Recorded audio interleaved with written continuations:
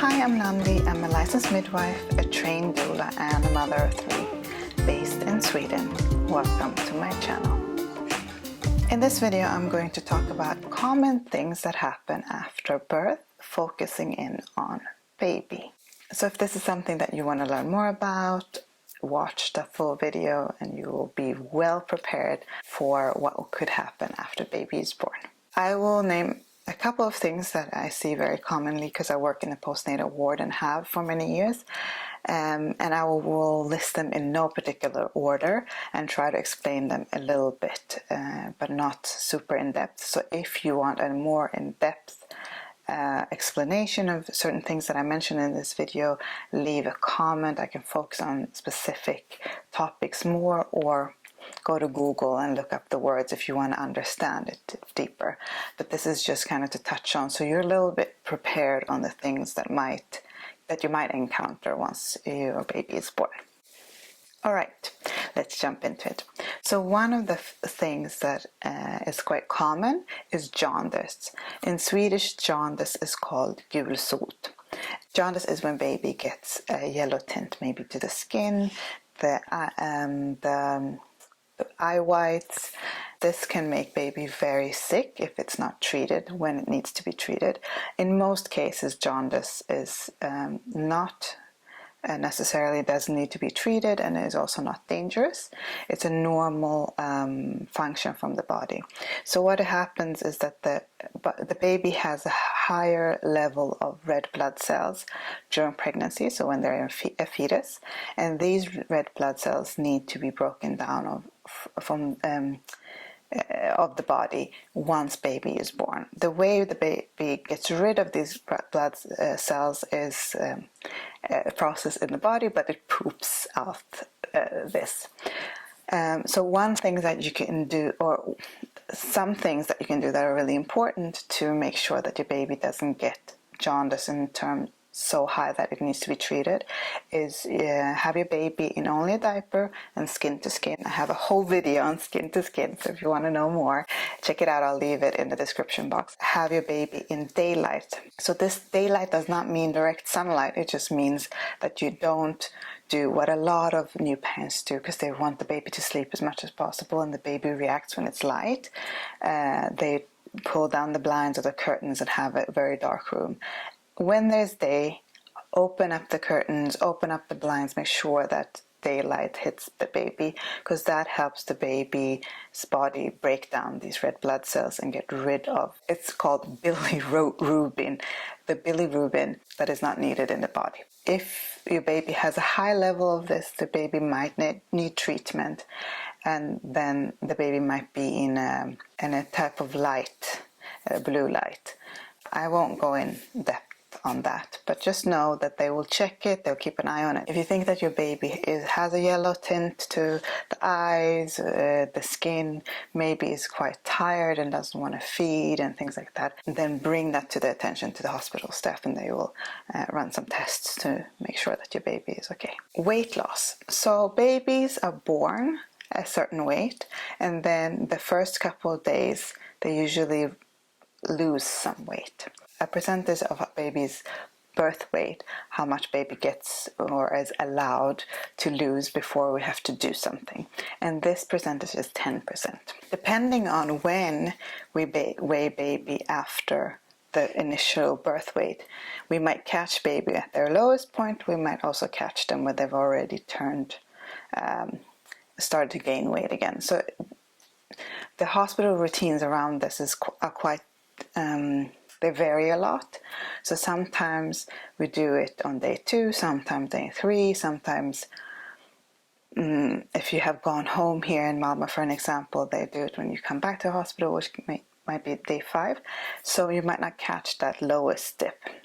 And the lowest dip is completely well, the weight loss is completely normal. But if the baby can't turn that weight around by themselves by breastfeeding, maybe they're not getting enough milk, if mom has been sick or has had major surgery or some other reason where their milk production is maybe delayed or reduced, then baby might need formula. So this is why this is important. Also, when baby loses a lot of weight, they get very tired, and it becomes a negative circle, so they don't eat as much. So it's just like making sure that they stay healthy, basically. It's a way to ensure their health. So that's why we weigh them, and we weigh them also after a few days in hospital to make sure that they haven't lost too much weight. So meconium.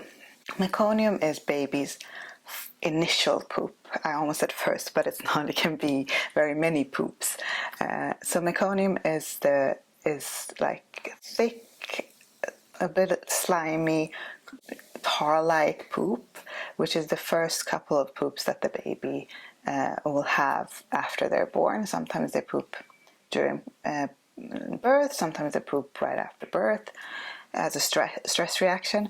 Meconium is black or really dark brown, and doesn't really have a distinct scent to it. And a lot of new parents seem to be very surprised about this, but it's normal. It will take a couple of times. It's just a normal function of the body. The meconium has developed during pregnancy, so when the baby was a fetus, and now it needs to be released for the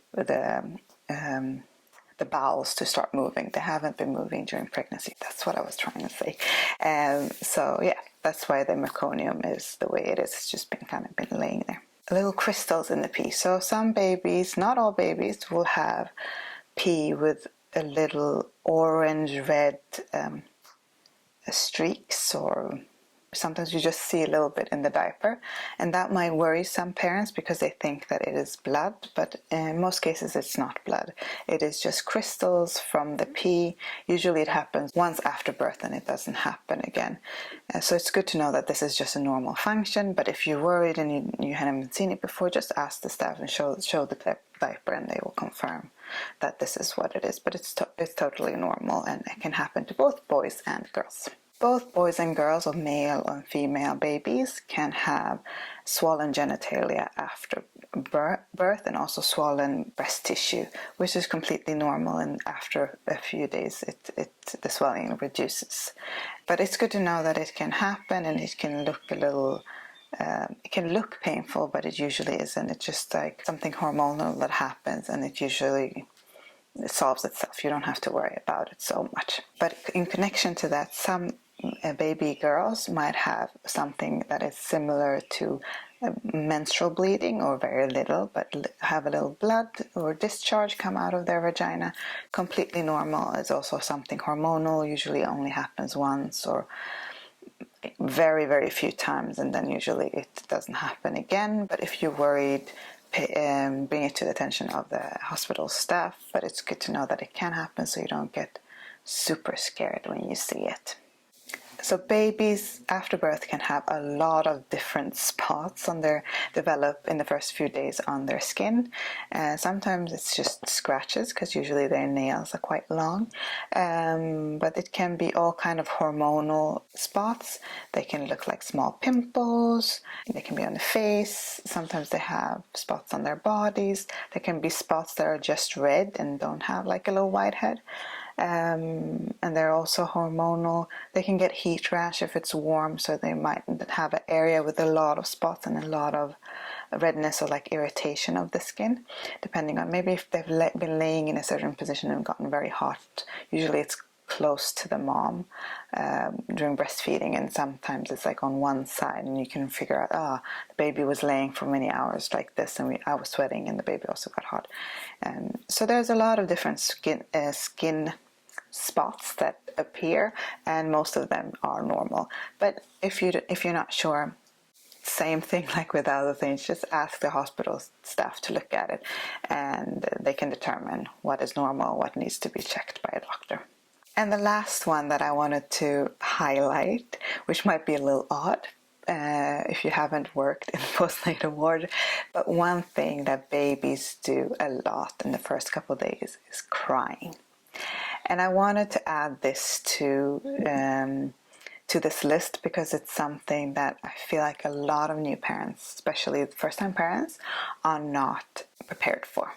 So they have a baby that is born, it cries, it has breastfed, and then it falls asleep, and then for the first 24 hours wakes up a little bit but doesn't make a big fuss of anything, and then they pass their 24 hours and get a little older, and then they start getting very, very fussy. You can't lay them down. They only want to lay by the breast, so they only want to feed all the time, or they only want to be close and held all the time. A lot of parents think that they're doing something wrong, but this is completely normal.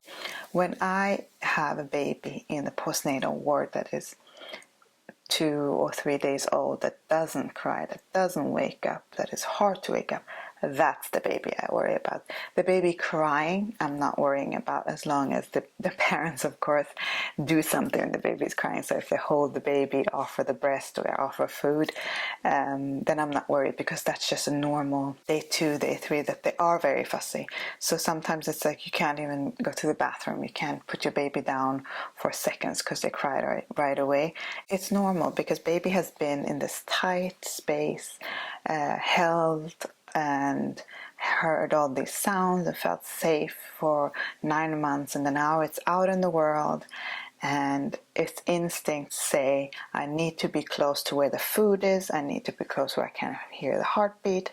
And when we put baby down, even when we put baby down next to us, the baby doesn't know how far away the parent is, so they react, and that is a healthy reaction, and that's really good.